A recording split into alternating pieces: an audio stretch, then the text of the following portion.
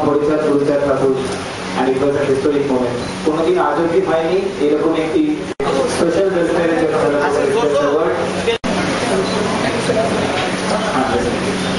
শ্রী গোপী কৃষ্ণ ঠাকুর সম্মান নিরঞ্জন বন্দ্যোপাধ্যায়, আসলে আমি গান্ধীজি তখন বলে দিই বন্দ্যোপাধ্যায়, নিরঞ্জন বন্দ্যোপাধ্যায়কে আমরা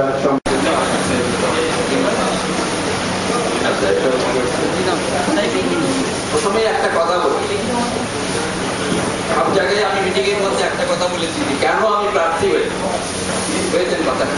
এটা সত্যি কথা, 2009 সালেও মমতা ব্যানার্জি আমাকে প্রার্থী করতে চেয়েছিলেন, আমি তখন মহারাষ্ট্রে ছিলাম, হয়েছেন সেই জন্য আমি প্রার্থী হতে পারিনি সে সময়।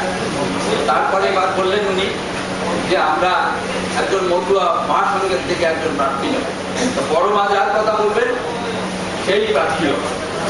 মা আমার কথা বলায় আমি প্রার্থী হয়েছি, এইটাই কিন্তু আমার একমাত্র ব্যাকগ্রাউন্ড, এতে কোনো সন্দেহ নেই। তবে সত্যি কথা, আমি যেহেতু এসসির লোক, শিডিউল কাস্টের লোক, দলিত পতিত শ্রেণীর লোক, দলিত পতিতদের জন্য কিছু করার প্রথম কাজই হচ্ছে আমার, এটা সত্যি কথা। এইটা যদি করতে পারি তাহলে আর কিন্তু এই সার্থক এই পদে, আর তা যদি না করতে পারি তাহলে সত্যি সত্যি কোনো সার্থকতা নেই, একথা বলাই বাহুল্য। তবে একটা কথা হচ্ছে যে মমতা ব্যানার্জি পারেন, যিনি এই সারা ভারতবর্ষের সমস্ত দলিত পতিত যেখানে আছে তাদের উন্নতি করার জন্য তিনি চেষ্টা চালাতে পারেন, তার জন্যই সম্ভবপর হয়, এটা সম্ভব, এটা আমার বলাই বাহুল্য, না বলে পারি।